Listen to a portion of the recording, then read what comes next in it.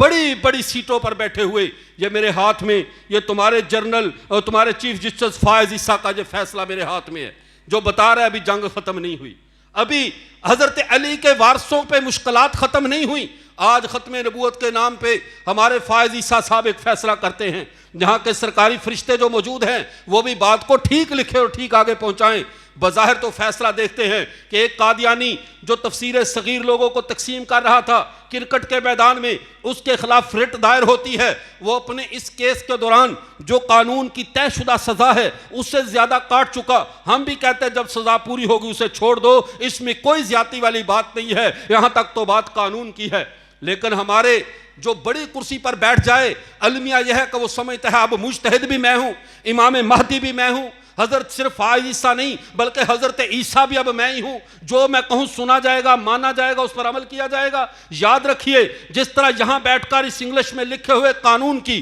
اگر میں شرح کروں تو قابل قبول نہیں، کیونکہ نہ میں وکیل نہ جج، مجھے یہ حق نہیں ملک کے آئین کے جو پینل کوڈ PPC کی میں وضاحت کروں۔ ایسے ہی جناب جج صاحب کتاب و سنت میں تمہیں اتنی اتھارٹی نہیں ہے کہ تم اللہ کی آیات کی اپنی مرضی کی تشریح کرو، تمہیں بھی یہ حق نہیں ہے۔ اب آیت پڑھتے ہیں، جسٹس صاحب کیا کہتے ہیں، اِنَّا نَحْنُ نَزَّلْنَا الذِّكْرَ وَإِنَّا لَهُ لَحَافِظُونَ۔ مولویوں کو کیا پڑی ہے، اگر رب نے قرآن اتارا ہے وہ اس کی حفاظت خود کر لے گا، یعنی ابھی جنگ ختم نہیں ہوئی، ابھی معنی تبدیل کیے جائیں گے۔ اب وہ کہتے ہیں اگر وہ تقسیم کرتے انہیں کرنے دو، اللہ اپنے قرآن کی خود حفاظت کرے گا۔ جسٹس صاحب پھر ایک یہی آیت نہ پڑھے، ایت الکرسی بھی پڑھ لے جو حفاظت کے لیے ہوتی ہے، اور پاکستان کی مسلح افواج سارے اداروں کو چھٹی دے دے کہ ایت الکرسی پڑھ کر سارا پاکستان سو جایا کرے، ہمیں فوج کی بھی ضرورت نہیں، ہمیں پولیس کی بھی ضرورت نہیں ہے۔ اگر یہ وظیفوں پہ ملک چلانا ہے، ان آیات کے غلط معنی لے کر ہی ملک چلانا ہے، پھر سیکورٹی اداروں، پولیس اور تحفظ کے اداروں کی کیا ضرورت ہے جب ان کو رکھا جاتا ہے، جبکہ اللہ حافظ ہے،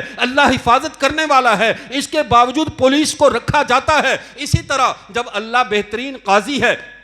اللہ فیصلے کرنے والا ہے، اللہ سے بڑھ کر سچا فیصلہ کسی کا نہیں ہو سکتا، پھر تمہیں کرسی صدارت پہ کس نے بٹھایا ہے؟ پھر قاضی کی سیٹ سے بھی اتر جاؤ کہ فیصلہ خدا کرنے والا ہے، مجھے اس سیٹ پہ بیٹھنے کا حق نہیں ہے۔ وہاں پر سارے کام اپنے ہاتھوں میں، اور جب قرآن کی تفسیر کی بات آئی، تشریح کی بات آئی، کہا اللہ خود حفاظت کرے گا، نہیں، اللہ اپنے بندوں سے حفاظت کروائے گا۔ اس امت کا مزاج اللہ پہ بات چھوڑنے کا نہیں ہے، اس امت کا مزاج اللہ کی بات پہ ڈٹ جانے کا، حتیٰ کہ کٹ جانے کا ہے۔ یہ امت خدا پہ بات چھوڑتی نہیں، ہم اجر خدا پہ چھوڑتے ہیں، اپنی محنت ہم خدا پہ نہیں چھوڑا کرتے۔